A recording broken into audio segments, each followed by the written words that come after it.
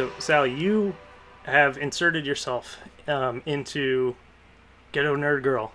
It's almost like you were writing about your life, and now you're a character in it. Um, how did that come about? Did you know when writing that you wanted to play this role? Actually, no, I did not.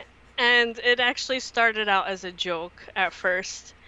Um, so I was writing the character of my mom, and ever since I was a kid growing up, and still to this day, like I have this thing where I imitate her and I do her voice and I do her sayings. And one of my actors, Roland, who plays Chase, he was actually like, "Why don't you play your mom?" And I just laughed at him. I was like, "No, that's not happening." And then I started thinking about it more, and I was like who knows my mom better than me? There's one less person that I would have to direct. She's a very unique person, so I was like, you know what? Let's just do it, and I'll figure out the acting chops later. So I casted myself. And I kept thinking, like, you're mad. But it ended up being a really great experience, even though I'm not formally trained as an actor. Being around actors helps, and knowing my mom helps, and knowing how to direct definitely was, a big helper. And it wasn't bad. I wasn't like a huge role in the second season, but I see in the third season I might be. And I probably at this point I'm gonna take acting classes, but it's gonna be a fun thing for me to be able to do that.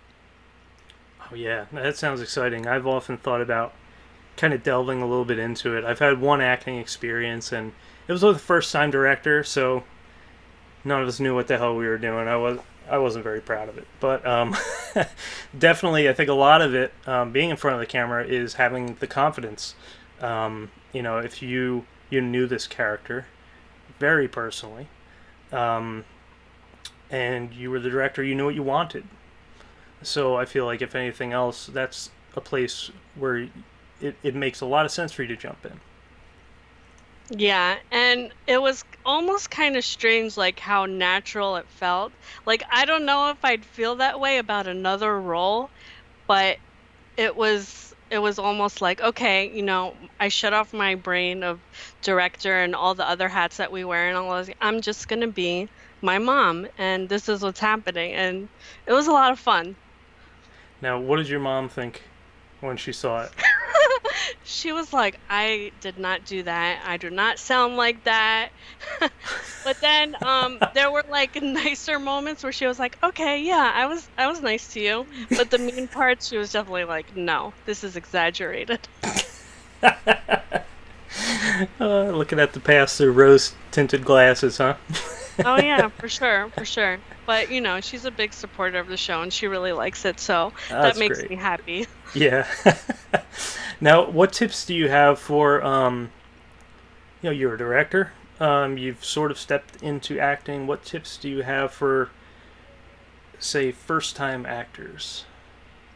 Okay, so if you're doing a role and you're not a trained actor, like the Cliff's Notes version for me that works for me is kind of thinking very specifically about what's happening in the scene and what is your motivation. So for me, there was a scene where I'm with Susan and she came home late from doing drugs and I had just yelled at her. So my motivation was if I got to talk to my teenage self at that point, what would I say to kind of like get through to her? And that kind of you really saw that on camera, the genuine nature and feeling. Right. Yeah, it's important to be present and to feel what's going on because my memorization is terrible, which is one of the reasons I really haven't pursued acting. Because I will just be trying to figure out what line do I say. He says that. Okay, now it's my turn to speak. Which is no go. I thought I would have trouble with that too, but you do so many takes that it's almost like, okay, I already know what's happening right now. True, and it's probably a little more comfortable knowing for you knowing that okay, this will be edited here, this will be here. It won't be on screen for the whole thing, but I need to get this one right. This line Yeah. might be played on the other actor. Yeah, I think another thing that helped me was having a strong crew that I could trust. Like, I'm not directing now, I'm just being the actor, and to let that go and know it's gonna be okay. And, my people know what to do. That helped me a lot get into that actor mode. Right, and you need to have good communication skills. And it being season two, if it was the same crew, I would imagine that they kind of know what's going on. They know the style. For sure, yeah. Okay. Yeah, Now, being a director and hopping into the actor's chair for more than just like an Alfred Hitchcock cameo, what tips do you have there? so I guess I should say the other challenge was being my mom, I also had to brush up on my Spanish. So most of the time she doesn't even speak English. So I was watching, Spanish TV, Spanish radio, and I mean even then, like, I feel like if I can do it, anyone can do it.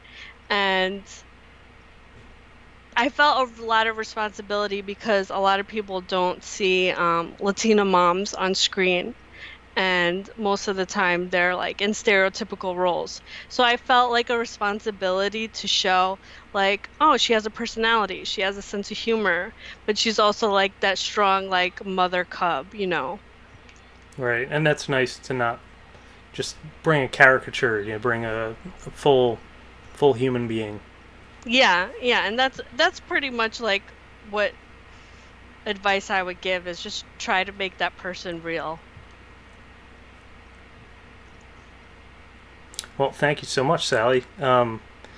So, Sally's show, Ghetto Nerd Girl, can be seen where? So Ghetto Nerd Girl is on YouTube and it's also on Starable. And we have a Instagram and a Twitter and Facebook. All right. All those links will be in the description. Sally, thank you so much for going indie depth with us. Absolutely, it was a fun time.